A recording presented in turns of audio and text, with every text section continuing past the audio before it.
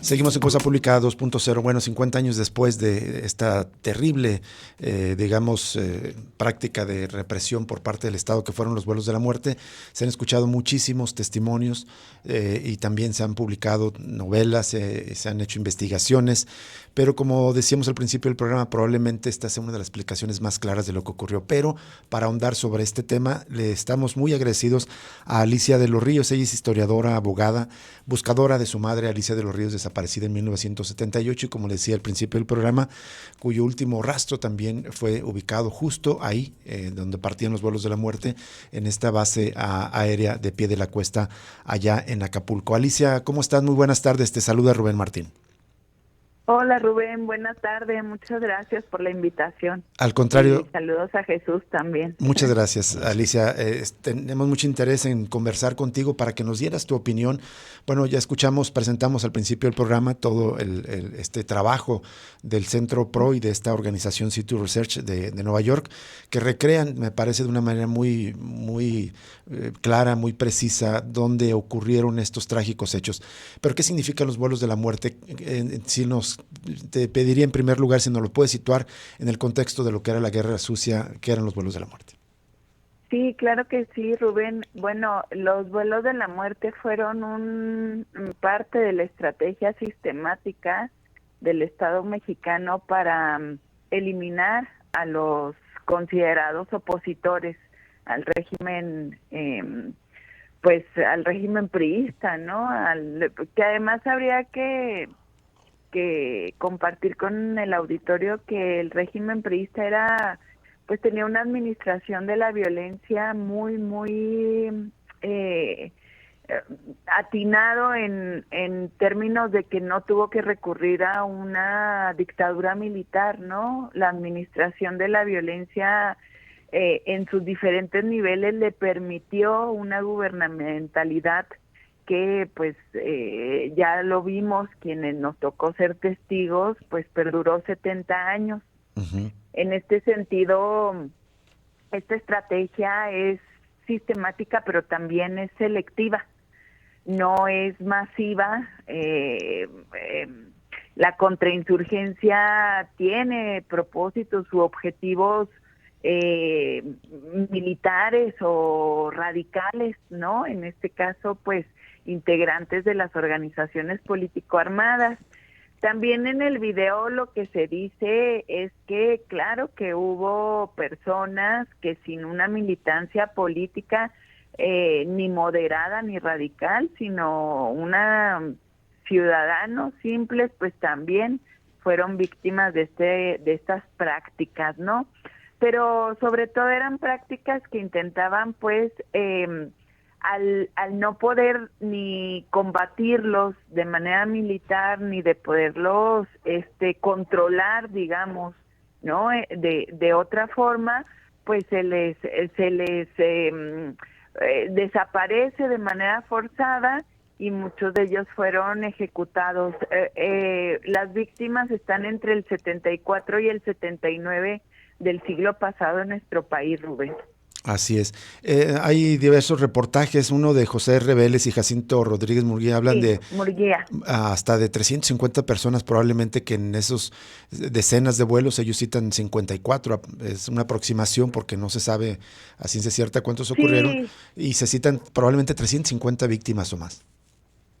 sí, los admirados Jacinto y Pepe Reveles, Jacinto Murguía, ellos trabajan sobre aproximaciones estadísticas justo con estas narrativas de los militares.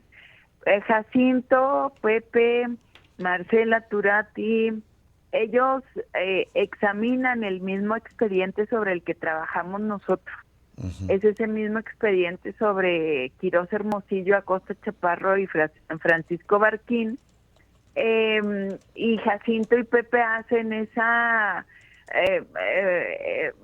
cálculo, ¿no? A partir de la información que proporcionaron frente al Ministerio Público Militar, diferentes testigos, tanto policía militar adscrita a la base aérea, como los propios pilotos de estos aviones.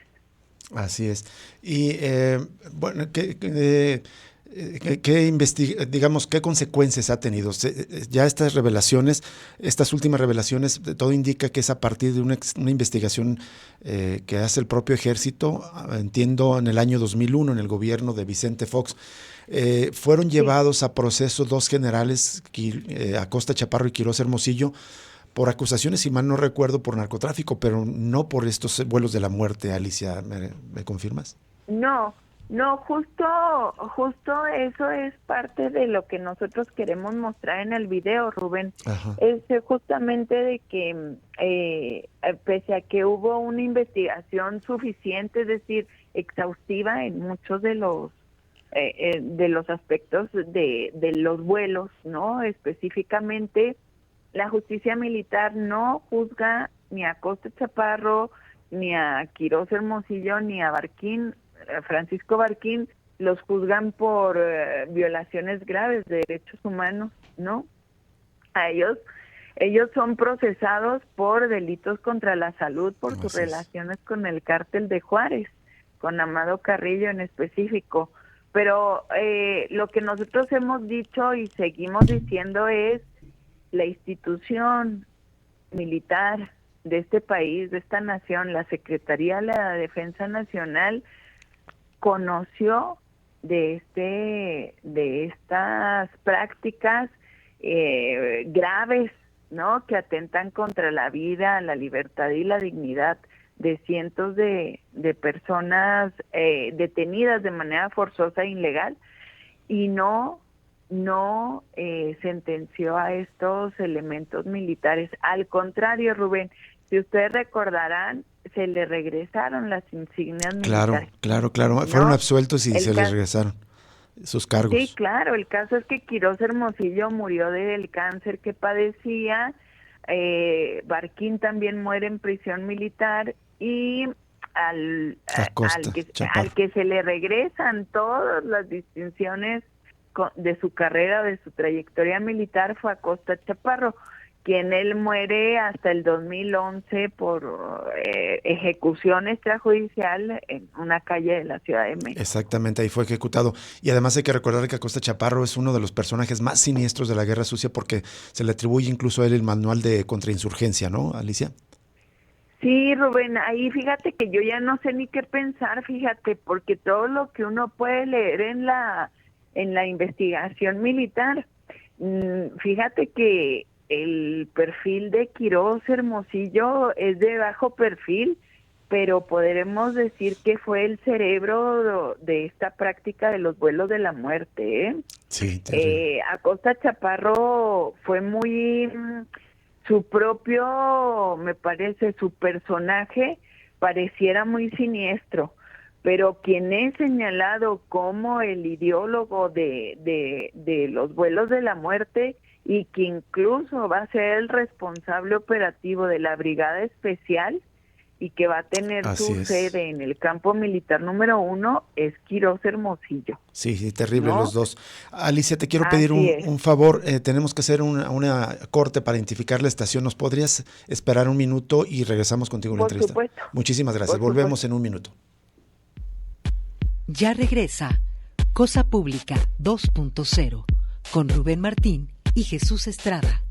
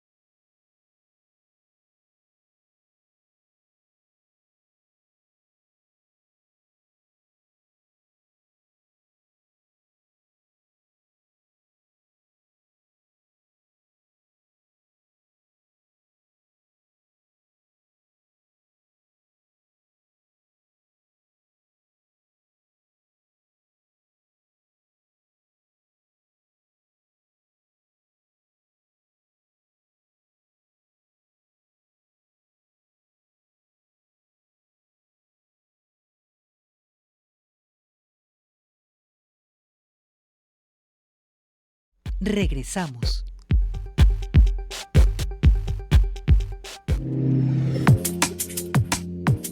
Seguimos en Cosa Pública 2.0, volvemos a esta entrevista con Alicia de los Ríos. Ella es abogada, historiadora y también buscadora de su madre, Alicia de los Ríos, del mismo nombre, que fue desaparecida en el año 1978 y cuyo último rastro aparece en esta base aérea del Pie de la Cuesta en Acapulco, de donde partían de los vuelos de la muerte, y de eso estamos hablando en esta conversación con ella, a partir de esta investigación del Centro de Derechos Humanos Miguel Agustín Pro y también la organización City Research de Nueva York, que pone herramientas de geolocalización al servicio de investigaciones.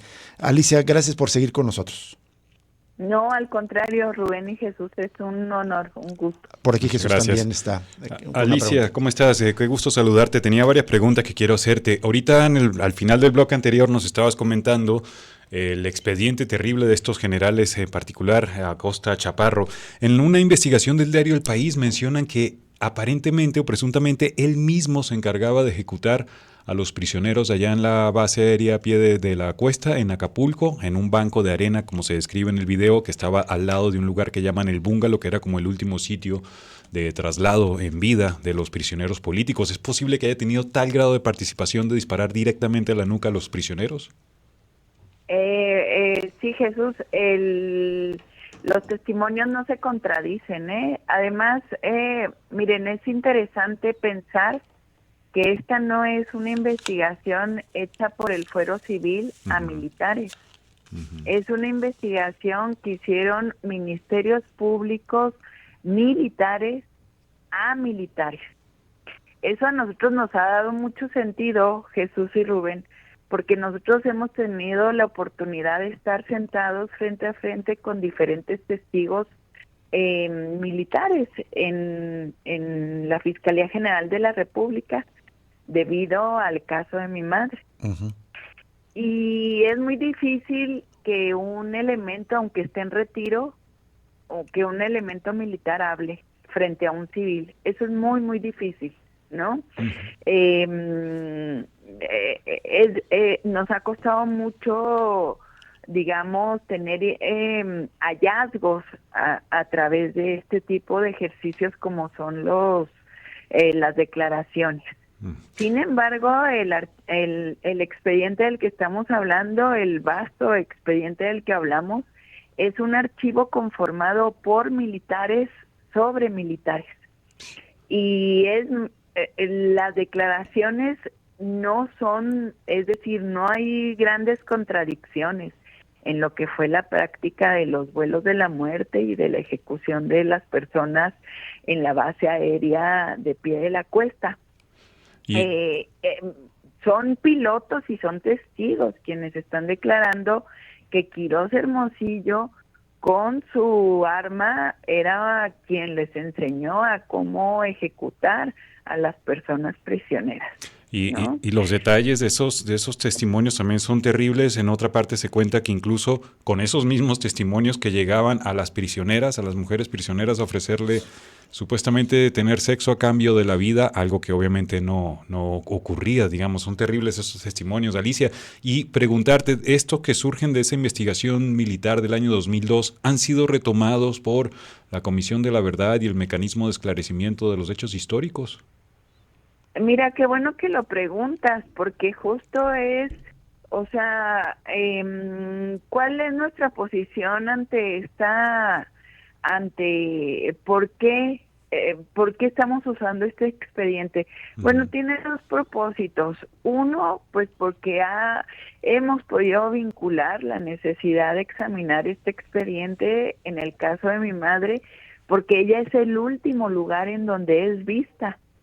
Ella es vista por Alfredo Medina Vizcaíno, un juarense que logra sobrevivir en su estancia en Pie de la Cuesta. Entonces, cuando llega a Chihuahua, a la penitenciaría en junio de 1978, él declara frente a mi familia y frente a autoridad notarial, pues, que él estuvo con Alicia y pierde el rastro o la relación con ella justo en la base aérea de Pie de la Cuesta.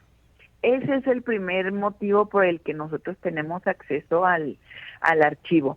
Pero qué bueno que lo preguntas, Jesús, porque la Comisión de la Verdad no ha podido acceder a este tipo de documentos.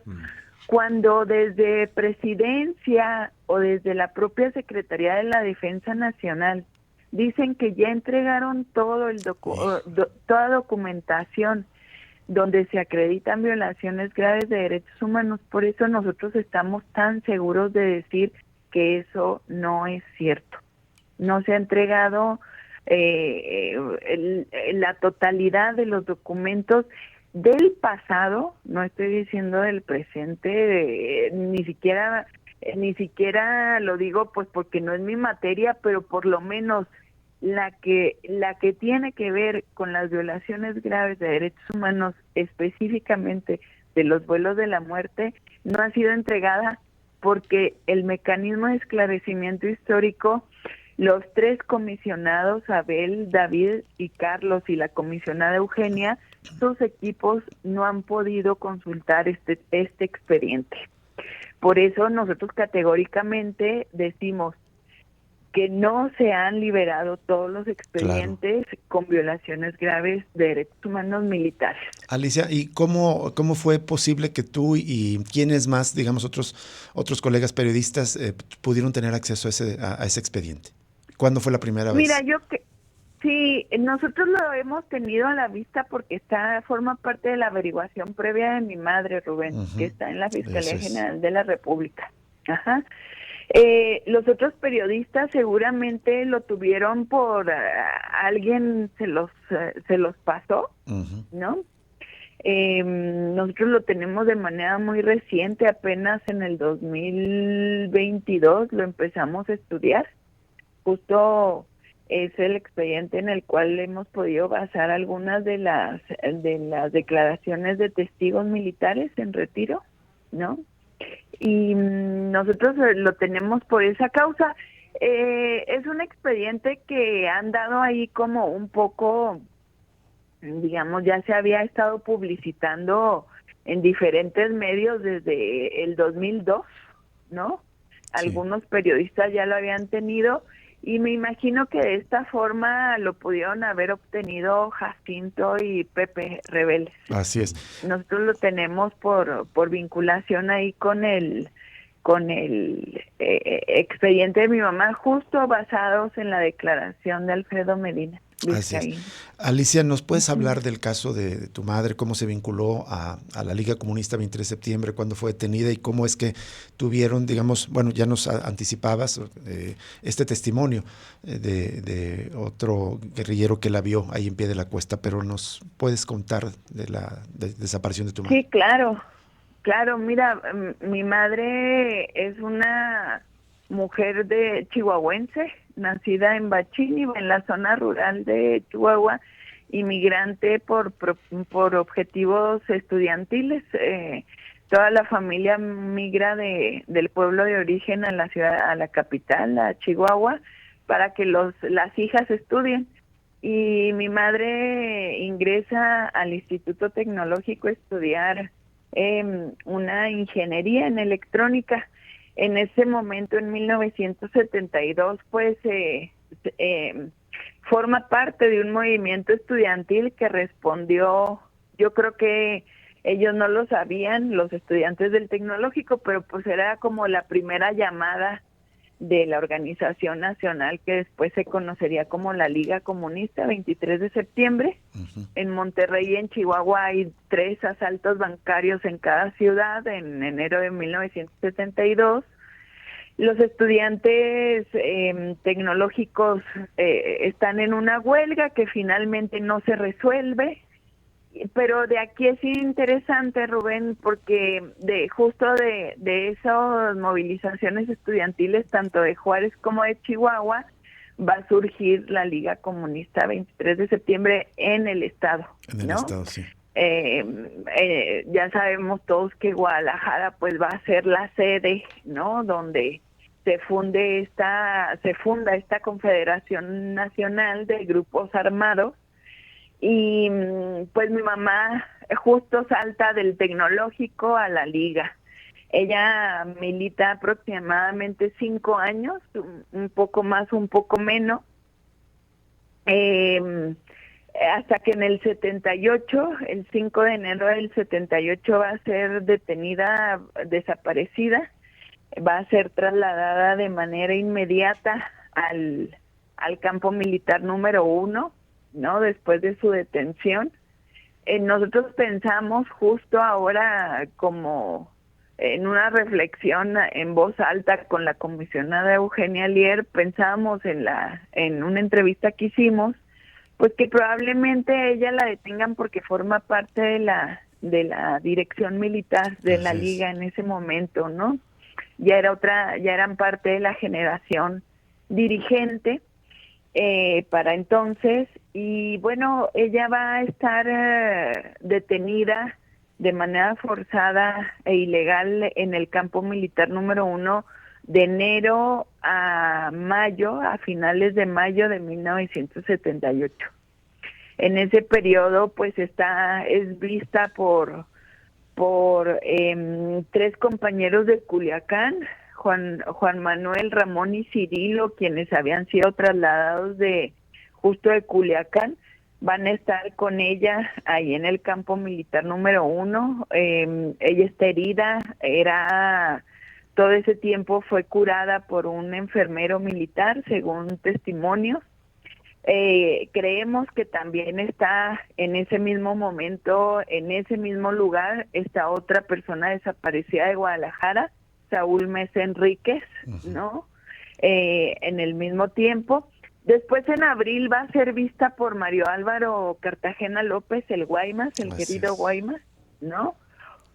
Guaymas la va a ver por muy poco tiempo, pero él toda su vida testificó que vio a mi madre ahí en el campo militar. Y finalmente, cuando llegan 6 detenidos por la Brigada Especial, que fueron detenidos en Ciudad Juárez, entre ellos Alfredo Medina Vizcaíno, él va a testimoniar que fueron trasladados del campo militar número 1 a pie de la cuesta. Alfredo, cuando llega aquí, les decía, cuando llega no libre, pero cuando llega preso, él dice que estuvieron un tiempo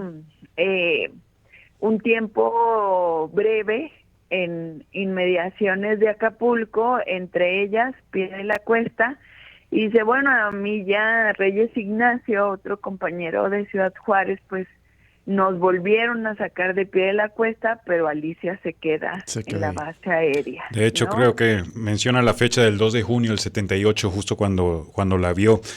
Alicia, antes de despedirnos, quería hacerte una última pregunta. Todo esto que hemos estado comentando y este trabajo y el video se centra en Pie de la Cuesta, allá en Acapulco, pero hay reportes también de vuelos de la muerte en otros puntos del país. Aquí mismo en Chapala se llegó a señalar que hubo posiblemente vuelos de la muerte. Es decir, ¿esta práctica se pudo haber desarrollado también en otras bases militares aéreas a lo largo del país? Mira, yo no me atrevería a asegurarlo, Rubén, pues por la propia responsabilidad, ¿no? Okay. Justo lo que decíamos, yo no lo negaría, pero tampoco lo aseguraría. Justo lo que hemos venido diciendo a partir de este material, es que uno de los propósitos era materializar de esta manera tan profesional, tan pedagógica, como logró hacerlo el Centro Pro y Situ, ¿no? Lo que nosotros queríamos era justo sacar del rumor aquello que se pensaba como algo de ciencia ficción, claro, como, ¿no? Entonces, nosotros decimos, sí que esto pasó, porque lo hemos estudiado, porque lo podemos reconstruir, porque nosotros estuvimos ahí, Rubén y Jesús, el año pasado. Personalmente me toca estar adentro del bungalow. Hay una parte que todavía continúa en pie de la cuesta, ¿no? Que todavía está, digamos, no está siendo utilizada, pero sí que está ahí, ¿no? Un pedazo del bungalow. Nosotros estuvimos allá adentro, afuera, pudimos verlo. Hubo 2 personas sobrevivientes de Pie de la Cuesta que una de ellas dijo con mucha seguridad, sí es el lugar donde yo estuve, sobre unas colchonetas verdes, ¿no? Lo recordaba el compañero perfectamente. Entonces, vamos, no negaría que la contrainsurgencia usó diferentes prácticas, pero por lo pronto, en el caso de los vuelos de la muerte que partían del pie de la cuesta hacia la costa de Oaxaca, nosotros estamos seguros y por eso estamos dando testimonio hoy con este material, Rubén. Muy bien. Alicia de los Ríos, te agradecemos enormemente que nos hayas tomado esta llamada y pues nos hayas dado todo este contexto tan importante para entender este material que, como bien dices, es una prueba irrefutable de esta terrible práctica de la violencia estatal. Muchísimas gracias, Alicia. Sí, no, muchísimas gracias a ti y a Jesús, Rubén. Por último, nada más quisiera decir que este es un llamado, ¿no? Que liberen los archivos. Claro, así es un llamado para eso. Merecemos otro país, merecemos saber lo que pasó, porque merecemos soñar otros futuros, ¿no? Y bueno, quería aprovechar nada más me dijo mi tío Jorge Pérez de ahí, ¿Así? hermano de mi padre Enrique Pérez Mora, de ahí de Guadalajara. Yo soy hija también, por supuesto, de Guanatos, entonces mandarle un abrazo enorme, igual que ustedes tres, y a mi hermana Alejandra Cartagena. Claro que supuesto. Sí, claro que sí. Muchísimas gracias, Alicia, de nuevo gracias por esta llamada. Ustedes. Hasta luego. Un abrazo fuerte. Igualmente para Bye. ti. Aquí está este testimonio muy importante de Alicia de los Ríos, que está buscando a su madre del mismo nombre, pues todo indica desaparecida ahí en pie de la cuesta. Vamos a una pausa y regresamos con más información.